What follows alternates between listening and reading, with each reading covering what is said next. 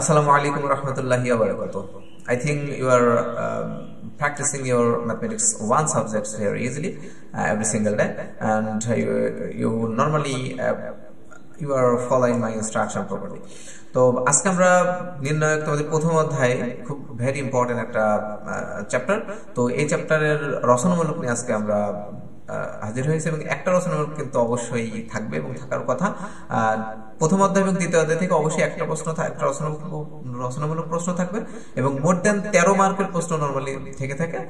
ঠিক আছে, প্রথম অধ্যায় থেকে এবং দ্বিতীয় অধ্যায় সব মিলিয়ে রচনামূলক, সংক্ষিপ্ত, অতিসংক্ষিপ্ত সবই থাকে। আশা করি এই দুইটা অধ্যায় তোমাদের জন্য খুব সহজ হবে এবং অবশ্যই ইম্পর্টেন্ট। তো চলো আমরা দেরি না করে আমাদের রচনামূলক প্রশ্নে চলে যাই।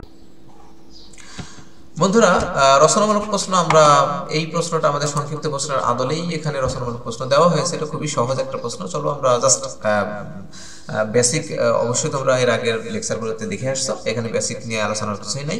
তো এখানে একটা নির্ণায়ক দেওয়া আছে, এটাকে প্রমাণ করতে হবে 2 × a + b + c whole cube. ঠিক আছে, খুবই সহজ একটা দিক। এখন দেখো আমরা এটা বাম পক্ষ বলে তুললাম, এখানে লিখলাম। তো এখানে একটা জিনিস তোমরা একটু যদি লক্ষ্য করো তাহলে দেখতে পাবা first row, second row and third row সবগুলো যদি যোগ করো তোমরা একই জিনিস পাবা। কি করে? যেমন এই রোতে কি আছে, ভাই কলাম আর কি, first column, second column and third column. এই তিনটাতে তুমি যদি যোগ করো, তিনটাতে যোগ করলে কিন্তু একই জিনিস তুমি পাবা ঘুরে ফিরে। কি যেমন এই তিনটা উপাদান তুমি যোগ করলে পাবা, দেখুন a + b + 2c + a + b, that's mean a কিন্তু এখানে দুইটা হয়ে যাবে, তাহলে 2a হবে, আবার b ও কিন্তু দুইটা হয়ে যাবে, 2b হবে, আর 2c আছে। তার মানে এক কথায় হবে 2a + 2b + 2c। ঠিক আছে, আবার একই ভাবে তুমি যদি এই যে রোটার কথা চিন্তা করো, অর্থাৎ এই কলামের প্রথম কলামের দ্বিতীয় উপাদান, দ্বিতীয় কলামের দ্বিতীয় উপাদান, তৃতীয় কলামের দ্বিতীয় উপাদান, এইগুলো তুমি যদি যোগ করো c + b + c + 2a + b, that's mean c কিন্তু এখানে একটা আছে, এখানে একটা, তো 2c, এখানে একটা b আছে, এখানে একটা b আছে, 2b, এখানে আছে 2a, তার মানে 2a 2b 2c, 2a + 2b + 2c, মানে বেসিক্যালি একই জিনিস। কিন্তু আবার যদি তুমি এই তিনটা উপাদান যোগ করে একই জিনিস আসবে, c এখানে দুইটা আছে তাহলে হবে 2c, এখানে a আছে দুইটা 2a, আর এখানে আছে 2b, তাহলে 2a + 2b + 2c which is same, remain same। ঠিক আছে, তাহলে সেক্ষেত্রে আমরা 2a + 2b + 2c কিন্তু কমন নিয়ে নিতে পারি। আমি একবারে এখানে জাস্ট এখানে বসিয়ে দিলাম, তোমরা এই লাইনটাকে না করে এই লাইনটা করতে পারো, তো এই লাইনটা করলে সুবিধা হবে। এখানে তুমি একবারে 2a + 2b + 2c বসিয়ে দিতে পারো, সমস্যা নাই। সেইটা আমরা এখানে কমন নিয়ে নিলাম। কমন নিলে কিন্তু বন্ধুরা একই জিনিস থাকে, এখানে কিছুই থাকে না মানে 1, এখানে কিছুই থাকে না মানে 1, আর এখানে 1 1 1 1, তারপরে এই দুইটা কলম আমাদের ফিক্স থাকবে। ঠিক আছে, এখন সেই যে আগের সূত্র 1 1 1 রয়ে গেছে, তার মানে আমাদেরকে কি করতে হবে? এখন যেহেতু সারি বরাবর 1 1 1 রয়েছে, তাহলে অবশ্যই আমাদেরকে সারি বরাবর আমাদেরকে কি করতে হবে? বিয়োগ করতে হবে। তাহলে এই সারি থেকে এই সারি বিয়োগ করলে 0 হবে, এই সারি থেকে এই সারি বিয়োগ করতে হবে, দেন এই সারি থেকে এই সারি বিয়োগ করতে হবে। আবার একইভাবে দ্বিতীয় সারির প্রথম উপাদান থেকে, ঠিক আছে, তৃতীয় সারির প্রথম উপাদান বিয়োগ করতে হবে। এইভাবে আমাদেরকে বিয়োগ করতে হবে, এটার সাথে এটা, এটার সাথে এইভাবে আমাদেরকে বিয়োগ করতে হবে, যেটা তুমি এর আগেই জেনে আসছো। ঠিক আছে, তাহলে চলো সেইটাই আমরা প্র্যাকটিস করি। যে যেমন 1 থেকে 1 আমরা বিয়োগ করলে 0 পাবো, আবার একইভাবে a থেকে এই পুরোটা বিয়োগ করলে a - a পুরোটা বসিয়ে দিলাম, আবার b থেকে b বিয়োগ করলে হবে 0। একইভাবে এই যে 1 এর সাথে 1 বিয়োগ করলে হবে 0, আবার এটার সাথে এটা বিয়োগ করলে এটা বসে গেল, ওই পুরো এইটা -a হবে, -a। আমি জাস্ট শর্টকাট করি নাই তোমাদের বোঝার সুবিধার্থে। আবার একইভাবে b - a সামথিং বসে গেল, যে b - a পুরোটা বসে গেল। আবার একইভাবে দেখো থার্ড রো, যেহেতু ফোর্থ কোনো রো নাই, ওটাকে বিয়োগ করে দিলে তাহলে থার্ড রোটা কিন্তু কনস্ট্যান্ট আকারে বসে যাবে, এটা। ঠিক আছে, বসে গেল। তাহলে পরবর্তী লাইনে আমরা জাস্ট এখান থেকে 2টা কমন নিয়ে রাখতে পারি।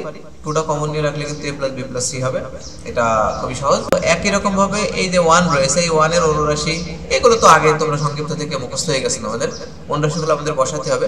তো বসালাম এখানে। তো এটা বসানোর সময় আমরা জাস্ট ব্র্যাকেটটা উঠিয়ে দিলাম, ব্র্যাকেট উঠিয়ে দিয়ে জাস্ট চেঞ্জ হবে। অ্যাকচুয়ালি এখানে হবে কি জানো, b + c + a হবে, কারণ এই যে 2a থেকে a বাদ দিলে, ঠিক আছে, মানে এ হবে সবগুলোর আগে মাইনাস। ঠিক আছে, তার মানে a + b + c তে কনভার্ট করতে হবে না পরবর্তীতে। তাহলে এইটা দেখো আমরা দেখো b + c, 2a থেকে a বাদ দিলে আসলে শুধু এই থাকে, তারপর আমি বসিয়ে রেখেছি বুঝার সুবিধার্থে, এই 0টা বসে গেল। এইটা জাস্ট শুধুমাত্র ব্র্যাকেট উঠিয়ে দিয়ে সবগুলোর আগে চিহ্ন পরিবর্তন করে দিয়েছি, b - c - a - 2b, just এইটা। দেখো পরবর্তী লাইন আমাদের খুবই সহজ, ওইটাই দেখো দেখো -b - c আর -2a থেকে এবার দিলে -a থাকে, তার মানে হচ্ছে -a - b - c। একইভাবে এটা কিন্তু 2a থেকে এবার দিলে প্লাস এ থাকে, তাহলে plus A plus b plus c, a plus b plus C. আর একইভাবে মাইনাসে, আর এখানে তো মাইনাস সি আছে, দেখো মাইনাস 2b থেকে বি বাদ দিলে কিন্তু মাইনাস বি চলে আসে, তার মানে ওই ঘুরে ফিরে ওই একই জিনিস আসবে, মাইনাস এ মাইনাস বি মাইনাস সি। এখানে যেহেতু দুই জায়গায় মাইনাস আছে সবার জন্য, তো সবার ক্ষেত্রে যদি মাইনাস আছে মাইনাস কমন নিলে প্লাস হয়ে যায়, এটা আমরা জানি। দেখো পরবর্তী লাইনে হয়ে গেল আমাদের, যেখানে যদি মাইনাস চিহ্ন কমন নাও প্লাস এই যে এ প্লাস বি প্লাস সি হয়ে গেল। একইভাবে এটা থাকবে এ প্লাস বি প্লাস সি, এই জিরো থাকবে, আর এখানেও দেখো মাইনাস চিহ্ন যদি কমন নিই তাহলে a plus b plus C হয়ে যাবে ব্র্যাকেটের ভিতরে। দেখো আমাদের হয়ে গেল, আমাদের প্রায় শেষের দিকে আমরা চলে আসছি। পরবর্তী লাইনে জাস্ট আমরা নির্ণয় করব, কি করব, দেখো এইটা আমাদের বসে গেল। এখন দেখো এই যে মাইনাস আর এই মাইনাসে গুণ করলে হয় মাইনাস মাইনাস প্লাস, আবার এইটা গুণ করলে দেখো একই জিনিস যদি গুণ করা হয় তাহলে হোল স্কয়ার হয়ে যায়, তাহলে a plus b plus c, a plus b plus c whole square হবে। এই সূত্রে একটা মাইনাস আর জিরোর সাথে তুমি যাই গুণ করবে সেটাই কিন্তু জিরো হয়ে গেল, ভেরি সিম্পল। এবার দেখো এখানে এই জিরোর তো কোনো ভ্যালু নাই, তাহলে a plus b plus c whole square এখানে একটা আছে, আবার এখানেও রয়েছে a plus b plus c এখানে একটা আছে, তাহলে এই স্কয়ার আর এ গুণ করলে কি একই হয় না? সেই একই রকম ভাবে এইটা আর এটা পুরোটা গুণ অবস্থা বসিয়ে দিলে পরবর্তীতে হবে a plus b plus c whole cube. আশা করি তোমরা বুঝতে পেরেছো। এখানে এটাই হচ্ছে আমাদের অঙ্কের একটা ইয়ে ছিল। তো পরবর্তীতে আমরা আরেকটা ইম্পর্টেন্ট নির্ণয় নিয়ে হাজির হবো, নির্ণয়ের সমাধান। এই সমাধানই মূলত খুবই ইম্পর্টেন্ট, ঠিক আছে? তো তোমরা এতদিনে আশা করি তোমাদের প্রথম চ্যাপ্টারটা খুবই সহজ হয়ে গেছে আমাদের এই কয়েকটা লেকচারের মাধ্যমে। আমি চেষ্টা করেছি পুরো চ্যাপ্টারটাকে আরো ভালোভাবে ইয়ে করার জন্য। তো পরবর্তী লেকচারে আমরা জাস্ট এই অধ্যায়টা শেষ করার চেষ্টা করবো, তোমরা অবশ্যই মিস করবে না, অপেক্ষায় থাকবে। আজকে এ পর্যন্ত থাকবে, আশা করি তোমরা প্র্যাকটিস করছো। Keep learning consistently and keep growing your career. আসসালামু আলাইকুম ওয়া রাহমাতুল্লাহি ওয়া বারাকাতুহু।